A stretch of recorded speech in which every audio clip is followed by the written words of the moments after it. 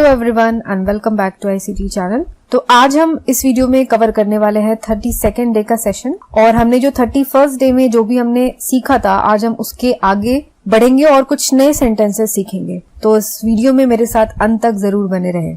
तो चलिए let's start. तो फर्स्ट ऑफ ऑल है अस्वीकृति या फिर रिफ्यूजल। तो जब रिफ्यूजल यानी जब हम किसी को मना करते हैं तो हम किस तरीके से बोलते हैं। तो अगर आपको कहना है मैं नहीं आ सकूंगा या मैं नहीं आ सकूंगी तो हम कहेंगे I won't be able to come. आप जो चाहते हैं वह मैं नहीं कर सकूंगा या मैं वह नहीं कर पाऊंगा। I won't be able to do as you wish. मैं आना नहीं चाहता, कोई आपको कहीं बुला रहा है और आपको मना करना है कि मैं आना नहीं चाहता, तो आप बोलोगे I don't want to come. फिर मुझे अफसोस है लेकिन मुझे इनकार करना पड़ रहा है। अब आप बिल्कुल डायरेक्टली किसी को मना नहीं कर सकते, तो आप पोलाइटली कैसे मना करोगे? तो हम ऐसे बोलेंगे कि हम मुझे अफसोस है लेकिन फिर भी मुझे मना करना पड़ रहा है। तो I am sorry to refuse. तो हमने मना भी कर दिया और ये ज्यादा रूड भी नहीं लगा। वे इससे सहमत नहीं होंगे। They won't agree to this.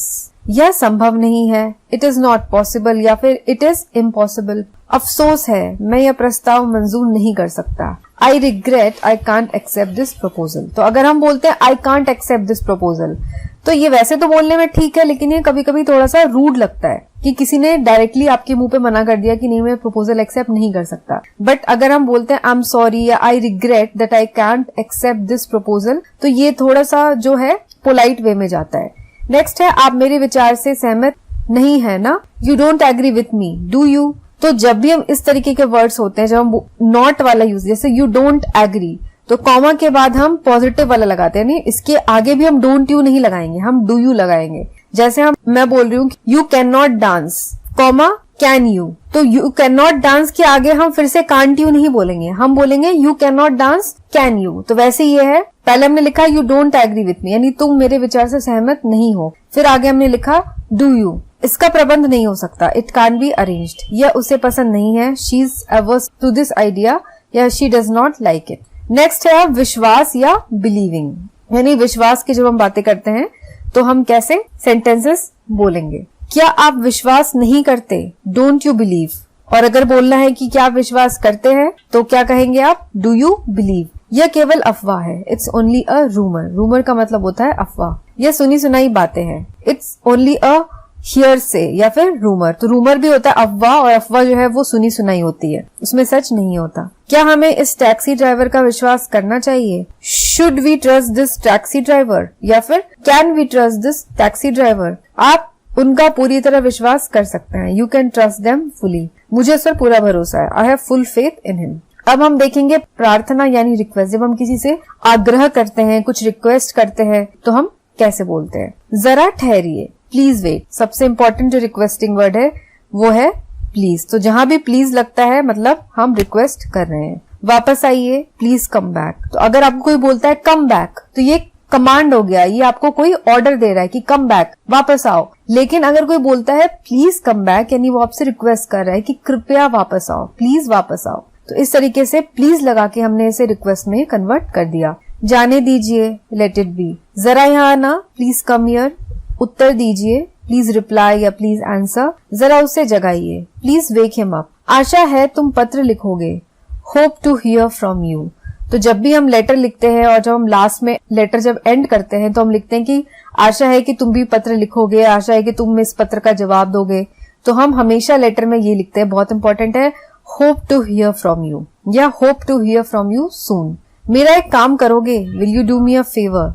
मुझे काम करने दो, लेट मी वर्क। जरा देखने तो दो, लेट मी सी। उन्हें आराम करने दीजिए, लेट देम रिलैक्स। जरा कागज पेंसिल दीजिए, please give me a pencil and paper. परसों जरूर आइएगा, भूलिएगा नहीं। Please do come day after tomorrow, don't forget. फिर से कहिए, प्लीज रिपीट या फिर pardon, I beg your pardon. आपसे कोई कुछ कहता है और अगर आप उसे सुन नहीं पाते ठीक से या आप चाहते हैं कि वो दोबारा रिपीट करे तो आपको कहना होगा प्लीज रिपीट या फिर पार्डन या फिर आई बेग योर पार्डन। थोड़ा खिसक सकते हैं आप, कुड यू मूव या could you shift a little. क्या आप मुझसे परसों मिल सकते हैं, can you see me day after tomorrow. मुझे माफ करें, प्लीज फॉरगिव मी। जरा खिड़की खोल दीजिए, will you please open the window. सभी से प्रार्थना है कि समय पर पहुंचे, all are requested to reach in time. तो ये हो गया हमारे सारे सेंटेंसेस। अब यहाँ पे कुछ इंपॉर्टेंट पॉइंट्स टू रिमेम्बर है। अंग्रेजी वार्तालाप में प्लीज का स्थान बहुत महत्वपूर्ण है, जैसा कि मैंने आपको भी बताया।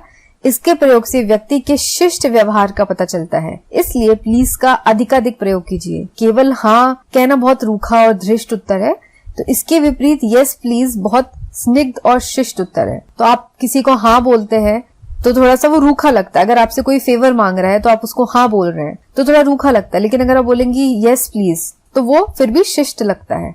तो कभी किसी से प्लीज कहना मत भूलिए। Give me a glass of water मत कहिए, बल्कि इसके स्थान पर कहिए please give me a glass of water. तो हो सकता है आप give me a glass of water बोलेंगे तो आपको भी पानी ना दे, क्योंकि वो सोचे कि आप उस पर ऑर्डर जमा रहे हैं। लेकिन वहीं अगर आप प्लीज लगा देंगे, कृपया मुझे ग्लास का पानी दो या प्लीज मुझे एक गिलास पानी दो, तो वो आपको जरूर देगा।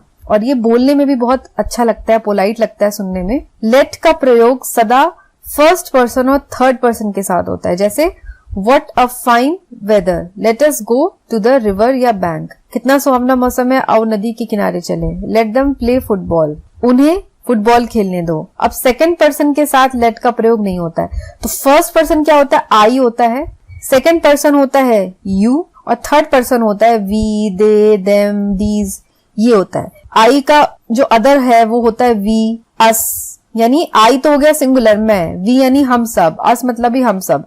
तो आई, वी, अस, इन सब के साथ लेट लगता है। और जो थर्ड पर्सन है, जैसे वी हो गया, दे हो गया, इन सब के साथ भी लेट लगता है। लेकिन ये जो सेकंड पर्सन है यू, इसके साथ लेट नहीं लगता है। Let you go for a walk हम नहीं बोल सकते, ये बिल्कुल गलत होगा। इससे अच्छा हम बोल सकते हैं let us go for a walk, यानी सेकंड पर्सन के साथ अगर फर्स्ट पर्सन भी हो तब हम बोल सकते हैं let us go for a walk.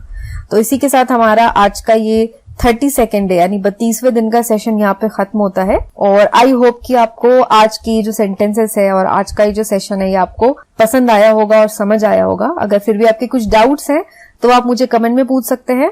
और वीडियो अगर ये वाली पसंद आई हो तो चाहते लाइक बटन को जरूर दबाएं और वीडियो को भी अपने फ्रेंड के साथ जरूर शेयर करें। मैं मिलूंगी आपसे एक नई वीडियो के साथ, तब तक के लिए take care and have a nice day.